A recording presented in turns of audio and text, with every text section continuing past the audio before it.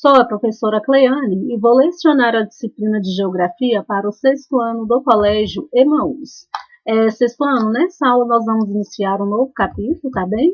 Vamos estudar um pouco sobre o espaço geográfico e a paisagem, bem como vamos entender quais são as escalas geográficas e quais são os elementos que constituem a paisagem. Vamos iniciar fazendo a análise dessa imagem, né? A legenda dela é Vista do bairro Filadélfia, no município de Teoflotone, em Minas Gerais. Essa foto ela é de 2018. O que a gente observa aqui nessa paisagem? Nós podemos observar a predominância tanto de elementos humanizados, elementos culturais, quanto de elementos naturais, né? A gente observa, inclusive, aqui um recorte do espaço geográfico, porque o espaço geográfico é onde ocorre a interação da sociedade, onde ocorre a interação do ser humano com o meio, né? Então, é nesse espaço que o ser humano se apropria dos recursos disponíveis, construindo e transformando elementos desta paisagem.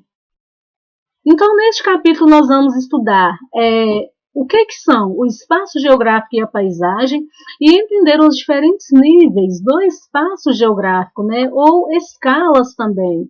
São as chamadas escalas geográficas, diferentes da escala cartográfica. A escala cartográfica, sexto ano, ela se refere-se a um dado quantitativo, a uma informação quantitativa, né? É uma proporção, é uma relação numérica entre o que está representado no mapa e o objeto real, diferente da escala geográfica, que se refere às várias dimensões do espaço.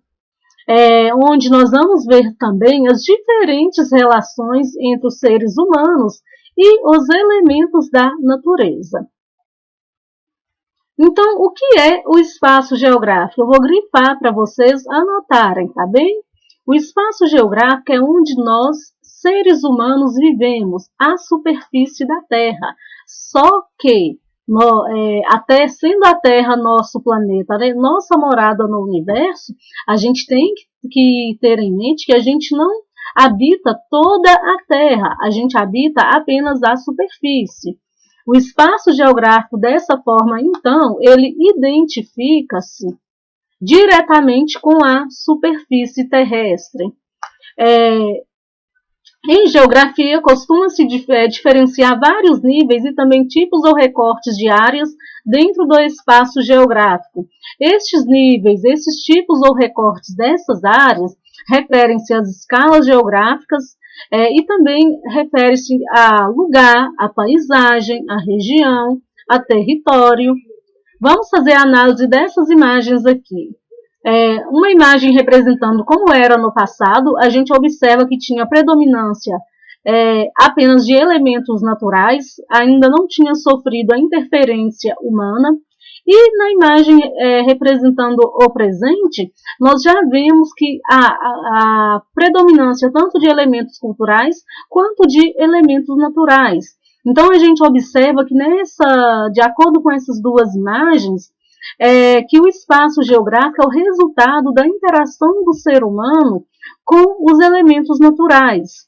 É a forma como o ser humano se apropria desses elementos para construir este espaço de acordo com as suas necessidades. Então, a superfície terrestre é a morada dos seres humanos. Nela podemos encontrar uma natureza original que, após a ação humana, se transforma em uma segunda natureza ou natureza humanizada. O espaço geográfico, dessa forma, é resultado da atividade humana que transforma a natureza original e produz um espaço humanizado e constantemente reconstruído de acordo com os interesses e conveniências da sociedade, ou seja, este espaço geográfico também, ele não é estático, né? Ele é dinâmico, ele está em constante processo de mudança e de transformação, sobretudo pela ação da sociedade humana. Escala do espaço geográfico. Elas podem ser entendidas como os diversos níveis ou dimensões do espaço geográfico. Como assim, gente? Níveis ou dimensões? Nós já sabemos que a superfície terrestre ela tem uma dimensão enorme, né? Uma dimensão global ou também chamada de planetária.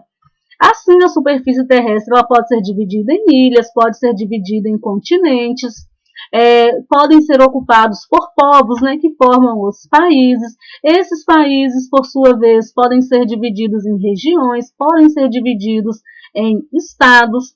Esses estados, por sua vez, podem ser divididos em municípios, que são divididos em bairros. Então, estes são os recortes do espaço geográfico. É a escala do espaço geográfico.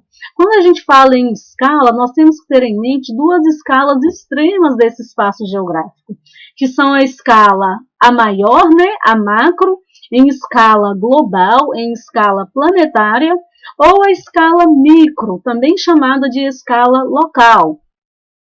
Como assim entender a escala do espaço geográfico? Para a gente poder entender e analisar os fenômenos que acontecem nesse espaço. Por exemplo, vamos usar como exemplo, né, o momento que a gente está vivendo atualmente. A gente está vivendo uma crise pandêmica, né, da Covid-19. Essa crise ela está acontecendo, gente, em escala macro, em escala global. Está atingindo todo o mundo, todo o planeta. Quando a gente pensa em escala local, por exemplo, podemos pensar no período de chuva, quando ocorrem alagamentos em Belo Horizonte. Isso acontece em escala local, tá bem? Entre essas duas escalas, podem haver diversas outras escalas. Por exemplo, quando a gente pensa na escala global, na escala planetária, e na escala local, nós podemos imaginar na escala nacional. Nós podemos também pensar na escala regional, né? São diferentes escalas dentro deste espaço geográfico.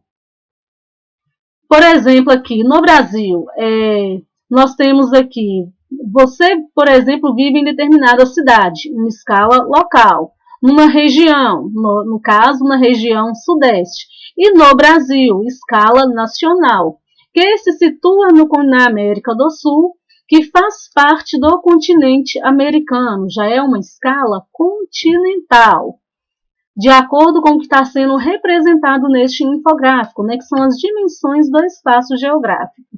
Os diversos níveis ou dimensões do espaço geográfico são representados por escalas geográficas. Nossa casa, nosso bairro e o município onde vivemos representam uma dimensão menor do espaço, ou seja, dizem respeito ao nosso lugar, o espaço mais próximo de nós, uma escala local.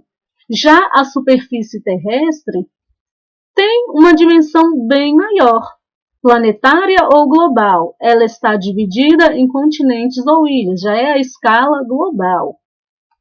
Então, conforme foi exemplificado anteriormente, aqui nós temos o Brasil, né, a América e a Terra, ou seja, reduzindo da escala macro, da escala global, para uma escala menor. Neste outro infográfico aqui também nós temos a demonstração das várias dimensões do espaço geográfico ou das várias escalas desse espaço geográfico. Nós temos aqui como escala micro a moradia, que é o lugar onde a gente possui alguma relação de afetividade, né? Algum sentimento também. Partindo da escala local para a escala global, no caso, a superfície terrestre. Então, nós temos a moradia, bairro ou sítio, que compõe o município, os municípios compõem o estado, né?